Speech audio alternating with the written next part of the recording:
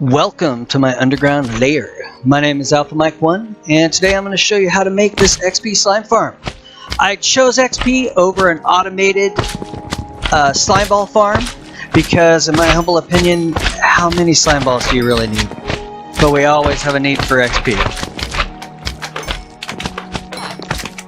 So here's the basic concept. This slime chunk is about 45 blocks from that kill box that's in the center of my base.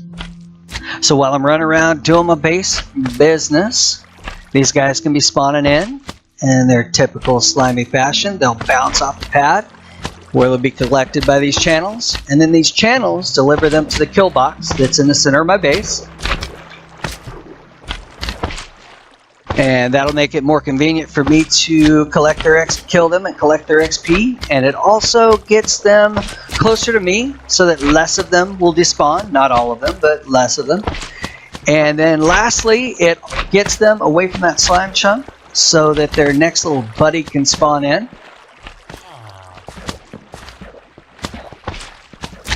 So then he will get dropped into the kill box, and then I give him the killing he so richly deserves. And then you'll notice those hoppers underneath those half slabs will collect slime balls for me.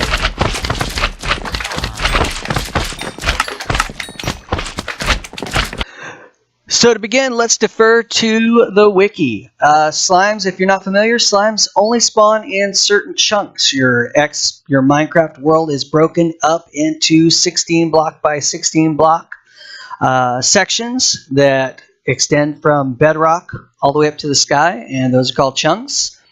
And they can only spawn below level 40. We're going to ignore swamps for now for our purposes. The other thing that you need to know is you need to be at least 24 blocks away from them for them to spawn. If you get more than 128 blocks, they'll despawn right away. And if you are more than 32 blocks, they could despawn over time. So that's what I was referring to when I said that I want to get them as close to me as soon as I possibly can. So the next question is, how do we find a slime chunk? Well, there's one of two ways. The first would be what I would call the old-fashioned way. And that would consist of, as you're spelunking in your Minecraft world, you're going to come across slimes. Ideally, like in this case, they're going to be in a restricted enough area that we can pretty reasonably predict where they spawn.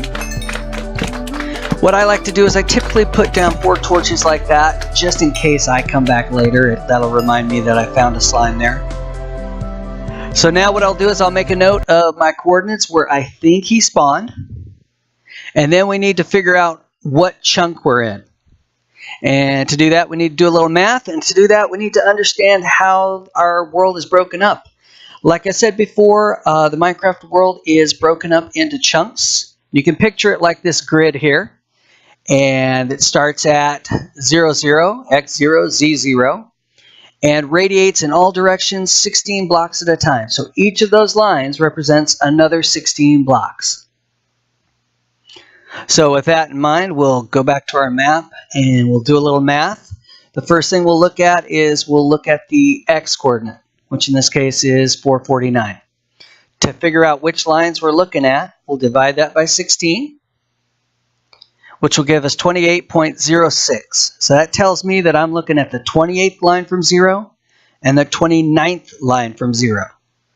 So those are my x boundaries. So now I need to translate that into coordinates. So I multiplied 28 times 16 to get 448, and 29 times 16 to get 464.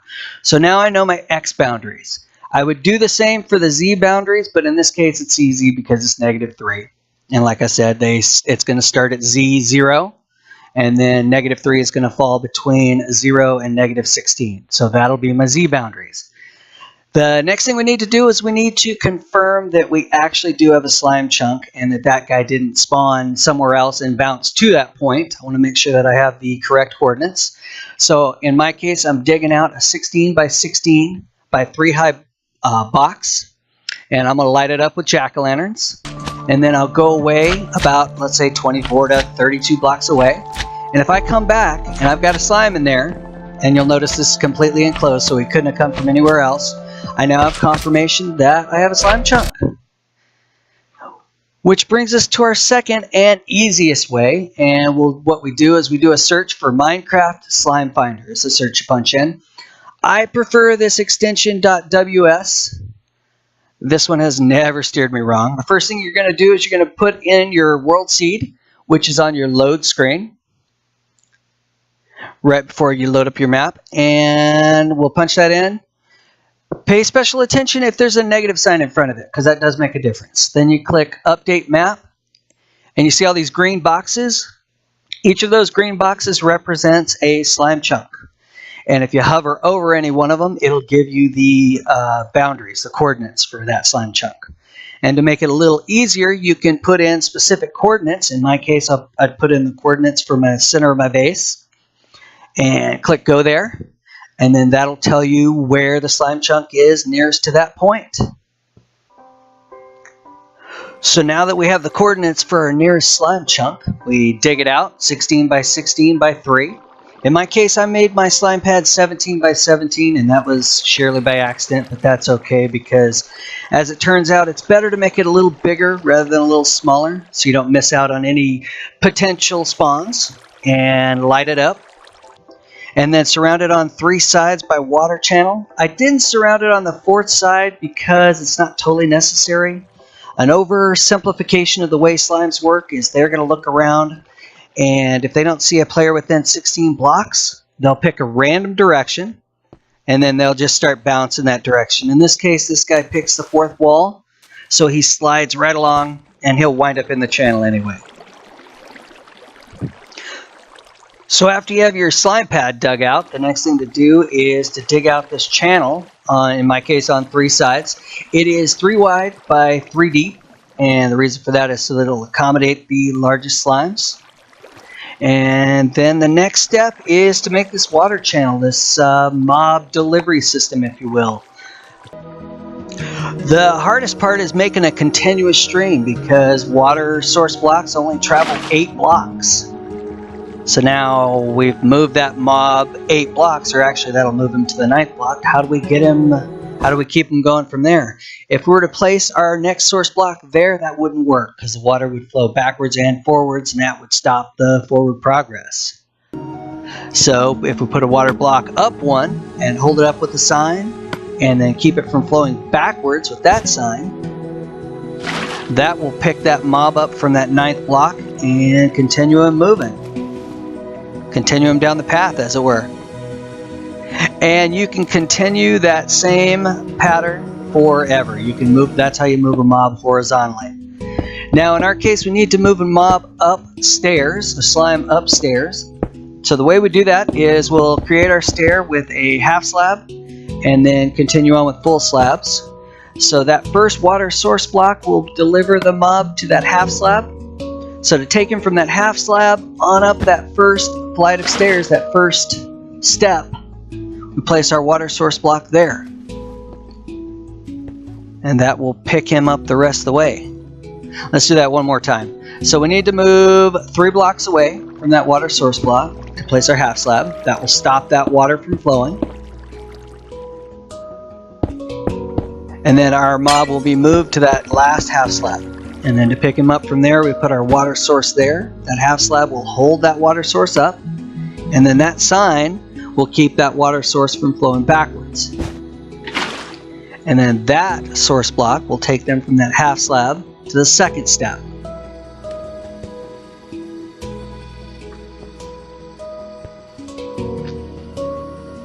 And that's the basics of a water mob mover. Not easy to say, you try it. The only thing we're going to have to change is we're going to have to make this 3 wide to accommodate our large slime. So back here at our slime farm, we're on the back wall. Place down our first 3 water source blocks. And here's your first little tip. That middle block is an infinite water source, so we'll be able to use that for the rest of our water needs. So these first source blocks are going to move us to that 9th block, where you can already see I've made the first connection. And that's where we'll place our next water source block. Here's the second tip. To put those 3 signs like that, you place the first sign on the wall, and then you crouch. And then you place the second sign on the first sign, and then the third sign on the second sign. And then the third tip is to place that center water source block. What we'll need to do is we'll need to put a temporary block on the wall. And then we'll place that center water block on that temporary block. And then the outside water source blocks will just go along the wall. This is hilarious. I couldn't dig that out because I was actually underwater. So now we've made our connection between our first water source blocks and our second water source blocks. And in our case, those two are going to take us all the way to our first corner, which is our next little obstacle. So these water source blocks are going to deliver us to the corner. In my case, I've filled them up with half slabs. It's a 3x3 of half slabs. The mob will get delivered right to those half slabs. So now all I have to do is place those 3 water source blocks to continue on moving the direction I want them to go. And the way to do that is I've got the half slabs holding the water up. And on the left side, you see the signs keeping the water from flowing backwards. So now I can just place these water source blocks right along this wall here. And that's how we make the turn. They'll plop right up here, and then these next water source blocks will continuous down the line. And in this particular case, this is going to take us all the way to our intersection, our junction, that connects the sides with the central canal. And in this case, this central canal is also our stairs, which is going to take us up high enough to drop us into the kill box. And this is addressed the same way as the corners. I've filled that intersection with half slabs and then put signs on both sides to keep the water from going left and right, direct the water going up the center channel. And again, just simply place those blocks right there, and then that's going to get us going up to our first step. We're delivered to this half slab here, where we need to place our next water blocks, and they'll go on the half slab, and the signs to the right will keep the water from flowing backwards. And that's our first step. And then we'll just continue that process until we get to the kill box, or the drop into the kill box. And what we'll do is we'll put signs right before the drop to keep the water from flowing in there, so it's a nice clean drop.